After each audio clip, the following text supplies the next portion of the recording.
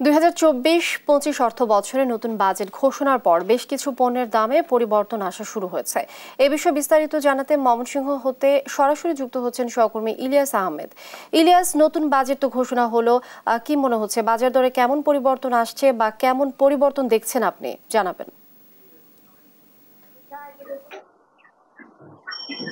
নতুন বাজেটের পর কিন্তু আমরা দেখেছি সবজির বাজার সহ নিত্য প্রয়োজনীয় বাজার ছাড়াও যে অন্যান্য দ্রব্যমূল্যের দাম কিন্তু প্রভাব পড়েছে। অর্থাৎ বিশেষ করে ব্যবসায়ীরা বলছেন যে এখনো পর্যন্ত নতুন বাজেটের প্রভাব না পড়লেও কিন্তু তারা আন্দাজ করতে পারছেন যে এই বাজেটের পরপরই এই বাজেট পাস হলে আসলে এই যে দ্রব্যমূল্যের দাম, সেই দ্রব্যমূল্যের দাম কিন্তু চড়া হবে সেই বিষয়টি তারা বলছিলেন। অর্থাৎ কাঁচা বাজার সহ নিত্য প্রয়োজনীয় পণ্যের মধ্যেও কিন্তু এই যে বাজেটের প্রভাব সেটি কিন্তু পড়বে বলে আমাদেরকে ব্যবসায়ীরা জানিয়েছেন। এবং আমি এখন রয়েছি ময়মনসিংহের সবচেয়ে বড় কাঁচা বাজার মেচুয়া বাজারে রয়েছে। এই বাজারে কিন্তু সবজি সহ মাছ মাংসের দাম কিন্তু আমরা দেখেছি গত সপ্তাহের তুলনায় এই সপ্তাহে কিন্তু কিছুটা বেড়েছে। অর্থাৎ আজকের বাজারে বেগুন বিক্রি হচ্ছে ৮০ টাকা কেজি দরে এবং শসা বিক্রি হচ্ছে ৬০ থেকে ৭০ টাকা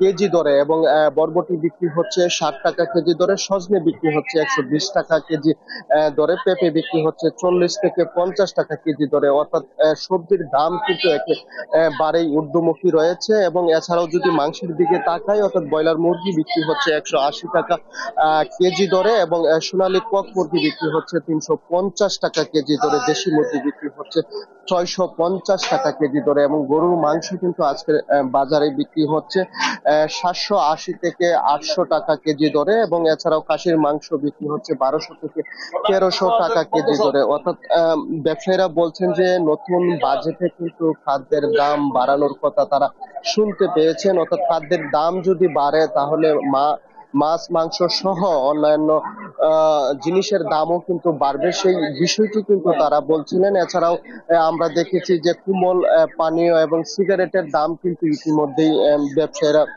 বাড়িয়ে দিয়েছেন এবং তারা বলছেন যে নতুন বাজেটে যেহেতু এগুলোর দাম বৃদ্ধি করা হয়েছে সেই জন্য কিন্তু তারা তাদের কাছে আসলে স্বল্পতার কারণ দেখিয়ে তারা কিন্তু ইতিমধ্যে দাম বাড়িয়ে দিয়েছেন। এছাড়াও মশলার বাজারেও কিন্তু কিছুটা স্বস্তি এখন পর্যন্ত রয়েছে এবং যারা ব্যবসায়ী রয়েছেন তারা বলছেন যে যেহেতু বাজেট সংসদে পেশ হয়েছে সেহেতু সেই অন্যান্য বছরের নেই এবছরও কিন্তু এই মশলার বাজারেও কিন্তু নতুন বাজেটের যে প্রভাব সেই প্রভাব কিন্তু পড়বে এবং সেই বিষয়টি কিন্তু তারা বলছিলেন।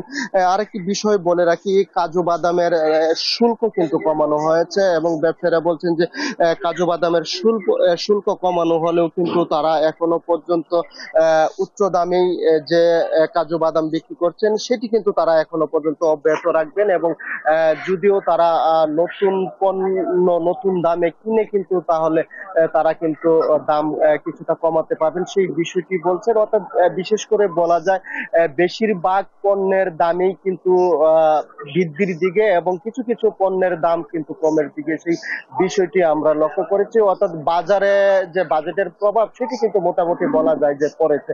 এই ছিল আমার কাছে ময়মনসিংহ থেকে সর্বশেষ তথ্য।